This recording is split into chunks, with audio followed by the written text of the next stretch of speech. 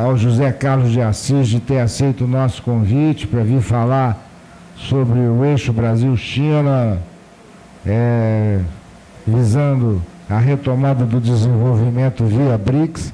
Nós temos nos reunido e conversado muito sobre esse assunto e nós resolvemos reunir para dar ciência não só aos nossos associados, como também outras entidades, né, que convidamos para ouvir aqui o nosso José Carlos de Assis, que é professor de Economia da Universidade do Estado da Paraíba. A economia brasileira passa por uma fase de estagnação que pode prolongar-se por anos, caso não se consiga mobilizar um conjunto de forças capaz de deslanchar um novo ciclo de crescimento sustentável. É nossa convicção que esse conjunto de forças pode resultar de uma articulação industrial com a China, tendo em vista interesses recíprocos que podem ser contemplados a partir de iniciativas convergentes.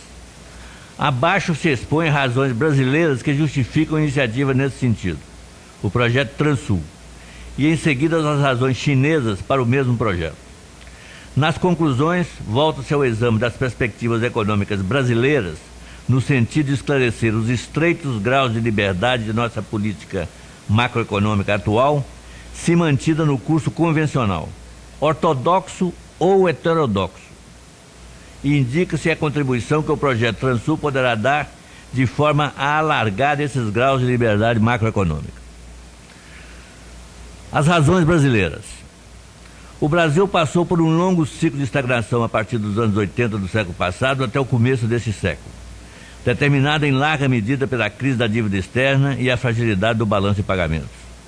A partir de 2003 e 2004, entramos num ciclo favorável de preços e quantidades vendidas de commodities, puxados sobretudo por compras da China, na época crescendo a taxa de cerca de 10% ao ano, o que nos possibilitou ampliar importações de bens de produção e de consumo e, ao mesmo tempo, acumular grandes reservas internacionais a partir de superávites comerciais. O aumento da renda desse período, a partir do salário mínimo, sobretudo, e do aumento do emprego, tiveram ambos uma contribuição também relevante nesse processo de ciclo econômico ascendente. A partir da crise internacional de 2008, a economia brasileira, após o impacto da queda em 2009, teve notável recuperação em 2010, nesse caso por mérito de uma política macroeconômica de cunho essencialmente anticíclico. É esse ciclo de crescimento estimulado, sobretudo pelo consumo e pelo crédito, que se esgotou. Esse ciclo está esgotado. Nós entramos em estagnação, não foi por razões macroeconômicas, foi por razões de estrangulamento de um ciclo de crescimento.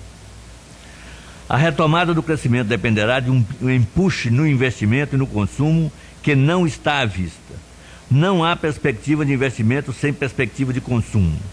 Temos alguns nichos de crescimento do consumo e investimento com grande ou significado poder de arraste sobre o conjunto da economia. A exemplo da cadeia do petróleo, da indústria aeronáutica, da química e do agronegócio. Não são suficientes para puxar uma retomada do crescimento a partir de zero, onde nós estamos. Na verdade, as projeções de crescimento do ano que vem já foram revistas para 0% e nas minhas estimativas vai ter decréscimos dos respectivos produtos industrializados por longos períodos de 25 anos no formato de Project Finance.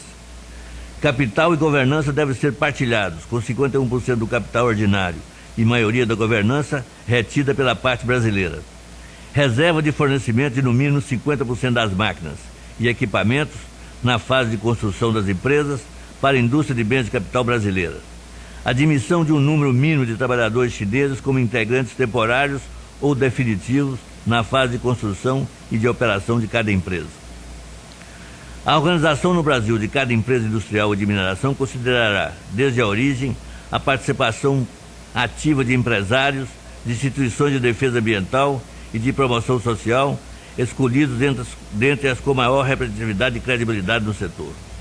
Será estabelecido um modelo de intervenção dessas instituições para a definição organizacional de cada empresa, possibilitando canais decisórios transparentes envolvendo as partes direta e indiretamente interessadas. Mediante acordo especial Brasil-China, a ser embutido no acordo global do projeto, serão estabelecidos, no caso específico de poluição, modelos realísticos para o balanço energético global de cada empresa a ser criada no Brasil, de forma a relacionar poluição mínima gerada aqui, a partir de tecnologias atuais de maior eficiência energética e de uso de água, a economia máxima em água e energia e a geração de poluição na China. A China poderá optar entre duas alternativas, considerando os objetivos globais que tem em seu programa ambiental, para a operacionalização do projeto Transul. Uma, mais direta, que implica a retirada de quantidades específicas de produção de metal no país, através de métodos tradicionais ineficientes, relacionada objetivamente com quantidade equivalente a ser produzida no Brasil e exportada para ela.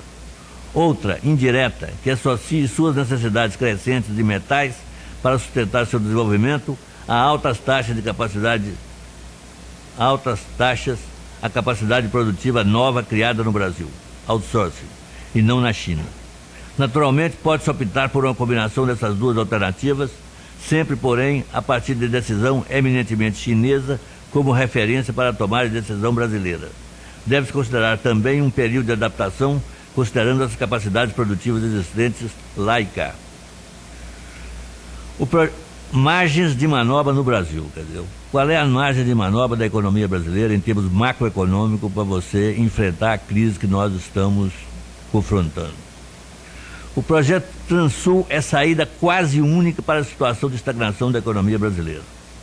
Como já observado acima, são muito estreitos os graus de liberdade macroeconômica do país para um programa desenvolvimentista. Com mais de 83 bilhões de dólares de déficit em conta corrente, temos pouquíssimo espaço para a redução da taxa básica de juros e para a eliminação do superávit primário. Isso não é uma questão ideológica, é uma questão real. O déficit em conta corrente é extremamente elevado e não importa o fato de que a gente tenha 380 bilhões de dólares em reservas. Ela pode se esgotar muito rapidamente, como aconteceu em dois países industrializados avançados, a França de Mitterrand e a Inglaterra, mais recentemente. Ambas, junto com alguma desvalorização cambial, seriam necessárias para a implementação de um programa anticíclico tipicamente keynesiano para a retomada do ciclo de desenvolvimento. Entretanto, se isso for tentado de forma decisiva, ficará virtualmente impossível financiar o déficit em conta corrente e corremos o risco de uma crise cambial, como já aconteceu recorrentemente no passado. O professor Mário Henrique Simas, que era um ortodoxo, como se sabe, quer dizer, meio heterodoxado, ele costumava afirmar que a inflação fere mais o balanço de pagamento da economia ano que vem. A cadeia do petróleo, por razões notórias, deverá sofrer o impacto das ações judiciais contra ex-altos executivos da Petrobras. A cadeia química e o conjunto do agronegócios, embora importantes nos resultados da economia até aqui, não tem potencial para puxar o crescimento do conjunto dela nos anos vindouros. Em termos econômicos convencionais, este seria o momento da acentuação das políticas anticíclicas de cunho keynesiano, nas quais o investimento público independe do consumo de mercado e o precede, puxando o investimento privado e finalmente sendo sancionado este último pelo consumo privado através do efeito multiplicador. Entretanto, mediante uma política fiscal flexível que liberasse o investimento público em infraestrutura, essa alternativa também parece esgotada, especialmente dentro da estrutura de relações internacionais brasileiras, relações financeiras, hoje prevalecentes. Abaixo eu discuto um pouco mais isso. Como consequência, temos que buscar uma alternativa de investimento em larga escala, capaz de puxar o ciclo econômico, independentemente das restrições macroeconômicas de curto prazo. Este é o projeto Transul. As razões da China. Em sua essência, o projeto Transul consiste na proposta de um grande acordo entre Brasil e China, a ser posteriormente estendido aos demais países BRICS e da Unasul, pelo qual a China faria o outsourcing da produção metálica e da indústria de alimentos de seu interesse estratégico em território inicialmente brasileiro e posteriormente sul-americano e de outros países BRICS. As vantagens para o Brasil seriam óbvias. deixaríamos de ser meros exportadores de commodities agrícolas e minerais, sujeitos aos humores imprevisíveis do mercado, como atualmente, e agregaríamos a primeira escala de valor aos produtos primários que normalmente exportamos in natura. Para a China, haveria vantagens significativas no campo da economia, no consumo de energia, no consumo de água e, sobretudo, de controle e até mesmo a reversão da poluição, com garantia de fornecimento de insumos metálicos e de alimentos processados mediante contratos de longo prazo e estabilizadores das economias envolvidas. A China está fazendo um esforço gigantesco no combate à poluição, implicando investimentos da ordem de 620 bilhões de dólares em 5 anos. Num acordo com os Estados Unidos e na recente reunião mundial sobre clima em Lima, no Peru, a China se comprometeu a estabilizar os níveis de poluição até 2030. Para uma economia com energia à base, sobretudo de carvão, é um compromisso significativo, que atende não apenas aos interesses mundiais, como aos da própria China, tendo em vista os devastadores efeitos ambientais sobre a água e a atmosfera que a população chinesa vem sofrendo, com reflexos devastadores para a saúde pública. Eu tenho um anexo aqui que depois, se der tempo, a gente discute ele. Um anexo específico sobre poluição na China. Entretanto, com a população de 1,3 bilhão de habitantes, a China não aceitará sacrificar seus projetos de desenvolvimento e de urbanização acelerada. É justamente nesse campo que o projeto Transul pode representar, para ela, uma alternativa essencial de acesso a insumos essenciais para o crescimento e a segurança alimentar. O modelo empresarial para o projeto Transul implica 2 pontos. Organização de empresas binacionais, China-Brasil, na forma de empresa de propósito específico, com participação de setores privado e público dos 2 países, para a industrialização no Brasil de recursos naturais definidos, destinados à exportação principalmente para a China. Financiamento do investimento pela China, mediante garantia de contratos de fornecimento prévios dos respectivos produtos industrializados por longos períodos de 25 anos, no formato de Project Finance. Capital e governança devem ser partilhados, com 51% do capital ordinário e maioria da governança retida pela parte brasileira. Reserva de fornecimento de no mínimo 50% das máquinas e equipamentos na fase de construção das empresas para a indústria de bens de capital brasileira. Admissão de um número mínimo de trabalhadores chineses como integrantes temporários ou definitivos na fase de construção e de operação de cada empresa. A organização no Brasil de cada empresa industrial ou de mineração considerará, desde a origem, a participação ativa de empresários, de instituições de defesa ambiental e de promoção social, escolhidos dentre as com maior representatividade e credibilidade no setor. Será estabelecido um modelo de intervenção dessas instituições para a definição organizacional de cada empresa, possibilitando canais decisórios transparentes envolvendo as partes direta e indiretamente interessadas. Mediante acordo especial Brasil-China, a ser embutido no acordo global do projeto, serão estabelecidos, no caso específico de poluição, modelos realísticos para o balanço energético global de cada empresa a ser criada no Brasil, de forma a relacionar poluição mínima gerada aqui, a partir de tecnologias atuais de maior eficiência energética e de uso de água, a economia máxima em água e energia e em geração de poluição na China. A China poderá optar entre 2 alternativas, considerando os objetivos globais que tem em seu programa ambiental, para a operacionalização do projeto Transul. Uma, mais direta, que implica a retirada de quantidades específicas de produção de metal no país, através de métodos tradicionais ineficientes, relacionada objetivamente com quantidade equivalente a ser produzida no Brasil e exportada para ela. Outra, indireta, que associe suas necessidades crescentes de metais para sustentar seu desenvolvimento a altas taxas a capacidade produtiva nova criada no Brasil, outsourcing, e não na China. Naturalmente, pode-se optar por uma combinação dessas 2 alternativas, sempre, porém, a partir de decisão eminentemente chinesa como referência para a tomada de decisão brasileira. Deve-se considerar também um período de adaptação, considerando as capacidades produtivas existentes lá e cá. Margens de manobra no Brasil. Quer dizer, qual é a margem de manobra da economia brasileira em termos macroeconômicos para você enfrentar a crise que nós estamos confrontando. O projeto Transul é saída quase única para a situação de estagnação da economia brasileira. Como já observado acima, são muito estreitos os graus de liberdade macroeconômica do país para um programa desenvolvimentista.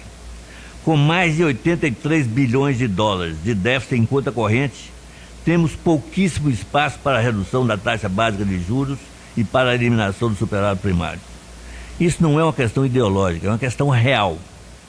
O déficit em conta corrente é extremamente elevado e não importa o fato de que a gente tenha 380 bilhões de dólares em reservas. Ela pode se esgotar muito rapidamente, como aconteceu em 2 países industrializados avançados, a França de Mitterrand e a Inglaterra, mais recentemente.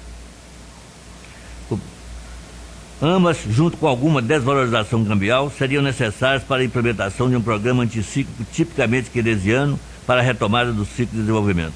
Entretanto, se isso for tentado de forma decisiva, ficará virtualmente impossível financiar o déficit em conta corrente e corremos o risco de uma crise cambial, como já aconteceu recorrentemente no passado.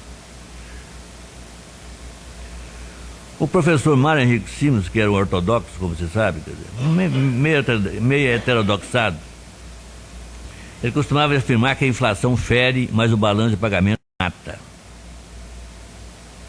Nossas reservas de 380 bilhões de dólares podem ser um importantíssimo instrumento intermediário para acomodar a situação extrema conjuntural, a situação externa conjuntural, enquanto se tomam medidas estruturais para o equilíbrio externo, notadamente por um vigoroso aumento das exportações, mas não para pagar cumulativamente o déficit em conta corrente na ausência de entrada de novos recursos externos. 380 bilhões de dólares, por incrível que pareça, é pouco dinheiro para você enfrentar uma crise cambial. Eu acho que nós não estamos nela ainda, mas podemos chegar a ela, dependendo da forma como se tratar a macroeconomia. Nesse caso, seria a morte e a moratória. Nesse caso, seria a morte e a moratória a curto prazo e a volta ao caixa do FMI. E isso não é uma condição específica de países em desenvolvimento, como eu disse. França, além de vários países em desenvolvimento, os países asiáticos no fim da década de 90, antes deles, os países desenvolvidos como França e Inglaterra, já passaram por essa situação e já tiveram que perder de forma absoluta, como nós também perdemos nos anos 80, a nossa autonomia macroeconômica. E como estamos perdendo também agora. De fato, estamos num ciclo vicioso. Se reduzirmos muito a taxa básica de juros, os capitais especulativos que entram com a função quase exclusiva de financiar a curtíssimo prazo o balanço de pagamentos vão evaporar. Por outro lado, uma política fiscal expansiva implicaria a redução até zero do superávit primário ou, mais coerentemente, enquanto a recessão persistir, um déficit primário e um déficit nominal muito maior do que hoje. Isso levaria certamente a uma desclassificação do Brasil pelas agências de risco, o que levaria os capitais especulativos a exigir taxas de juros ainda mais elevadas. No intervalo disso, temos uma taxa cambial que deveria ser desvalorizada para estimular a exportação dos manufaturados, especialmente numa conjuntura de preço e quantidade de commodities declinantes. Contudo, as consequências inflacionárias disso seriam extremamente negativas. É importante assinalar que o ajuste ortodoxo proposto por uma corrente de economistas como saída para a crise de crescimento brasileira chega a ser ingênuo. A partir dele, seria restaurada a confiança do empresariado, do governo e fluiriam investimentos. Isso é falacioso. Não há investimento sem prévia avaliação de potencial de demanda, exceto quando se trata de investimento público em bens públicos. Como essa segunda possibilidade está vedada pelo próprio ajuste ortodoxo e pelas razões macroeconômicas já assinaladas, não há como um investimento público autônomo estimular a demanda do investimento privado. O máximo que os empresários continuarão fazendo é operar com a moeda financeira no limite dos investimentos em manutenção de capacidade, como, aliás, acontece hoje na Europa. É diante desse quadro que o projeto Transul se torna uma saída para a reversão do ciclo de baixa economia brasileira, da economia brasileira. Teríamos investimentos produtivos diretos, de forma imediata, criando capacidade produtiva exportadora e, conjunturalmente, ajudando a reforçar o balanço de pagamentos e as reservas. A demanda derivada do processo de construção animaria imediatamente a indústria de bens de capital e a indústria de bens de consumo, iniciando um ciclo de investimentos que teria repercussão no emprego e na renda cumulativamente. Na fase operacional dos projetos, o aumento cumulativo das exportações possibilitaria crescente redução do déficit em conta corrente e, finalmente, liberaria as travas da macroeconomia para iniciativas autônomas, tanto no campo econômico quanto social. Em uma palavra, o projeto Transul seria estruturante de uma nova economia brasileira a partir da revolução minero-metais. Note-se que essa articulação industrial profunda com a Ásia, muito mais significativa e menos superficial que a simples articulação comercial, que na verdade não nos interessa, não representa prejuízo para terceiros. É um jogo de soma positivo. Os países industrializados avançados, como Estados Unidos e Europa Ocidental, continuariam sendo nossos parceiros, como tem sido tradicionalmente. Apenas nos situaríamos um eixo triangular mais confortável pelo qual poderíamos fazer excedentes comerciais manufaturados e não simplesmente importar e nos expor a déficits comerciais crescentes, como é o caso atualmente, exceto em primários. Ou seja, nossos excedentes com a China reforçariam nossa capacidade comercial com os Estados Unidos e com a Europa Ocidental para benefícios recíprocos. Finalmente, convém observar que não há objetivamente possibilidade de fazer esse projeto a não ser com a China. É ela que enfrenta problemas agudos de poluição, o que torna o outsourcing de metais vantajoso para ela. Por outro lado, não existe nenhuma outra região do mundo, fora a Ásia, que represente uma capacidade efetiva de demanda de metais capaz de justificar um rosário de projetos produtores no Brasil e, posteriormente, na América do Sul.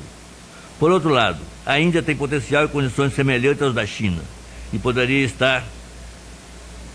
entrar no projeto pelo lado da demanda de metais, exatamente como a própria China faz, com menor poder de fogo do ponto de vista financeiro. A Rússia poderia entrar pelo lado da oferta, mas não tem muita energia limpa. A Austrália também, mas com deficiência em água. E a África do Sul com problemas de mão de obra. Assim, as possibilidades são principalmente nossas. Para aproveitá-las, devemos continuar a avançar nossas conversas com a China, como eu tenciono depois falar alguma coisa para vocês nos debates.